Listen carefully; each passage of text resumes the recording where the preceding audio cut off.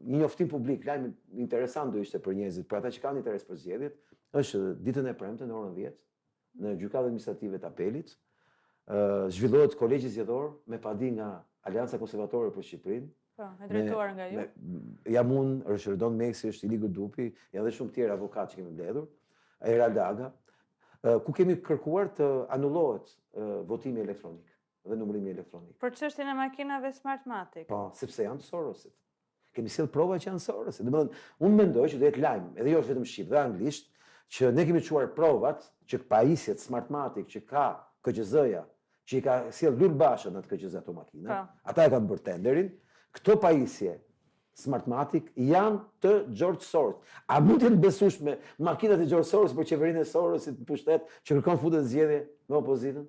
Dhe ne kërkojmë të rrëzojmë pajisjet e numërimit dhe të votimit në Vorë dhe në 110 Tiranë, sepse janë dy zona. Dhe unë si Altin mund të premtoj një gjë. Ne këto gjyq mund ta humbasim, sepse këto gjykata varen nga Soros. Reforma e ka bërë Soros. Po të gjitha ato gjykata do guxojnë. Të mohojnë disa fakte. Janë përballë opinionit publik. Dhe vendimi i tyre ka lidhje me mënyrën si publiku e percepton, po tashmë nuk e kisha për publikun shqiptar.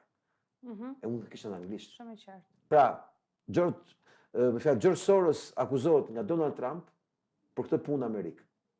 Gjykata gjermane kushtetuese ka rrëzuar votimin elektronik. Qeveria zvicerane vite më parë rrëzoi këto makina që do përdoreshin për votimin në Zvicër. Këto pajisje ne do i paraqesim këtë javë, mund ta keni dhe ju mundësinë që ti shikoni vetë.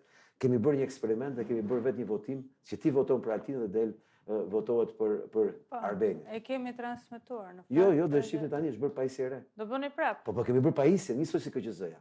Kemi marrë një kuti votimit KQZ-s dhe ti do votosh aty dhe do dali fatura për të kundërtën. Siç e bën KQZ-ja po të doj. Pra, këto kompani i kontrollon Sorosi.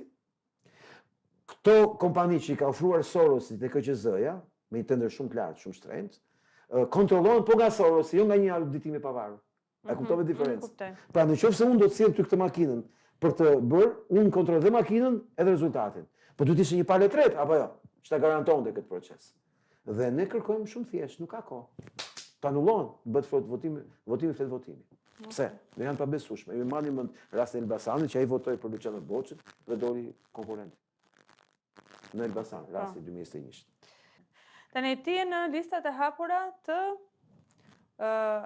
Aleancës që është bërë. Unë jam kryetari i Aleancës Konservatore për Shqipërinë. Koalicioni. Jemi aleat me koalicion kush dhe Partia Demokratike, lideri i koalicionit.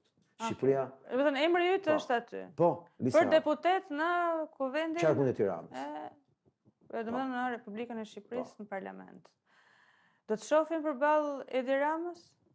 Unë besoj që jam i vetmi kandidat që kam luksin t'i them çdo njeriu që nuk më do, mbas edhe që më urren, edhe që më ka inat, dhe socialist, dhe demokrat, kushdo që tjetë, edhe atyre që më kanë shumë qef, që po së votuat mua, do humbisi një spektakël pa parë se si do jem unë ai që do tallem me Ramën dhe jo Rama me deputetët.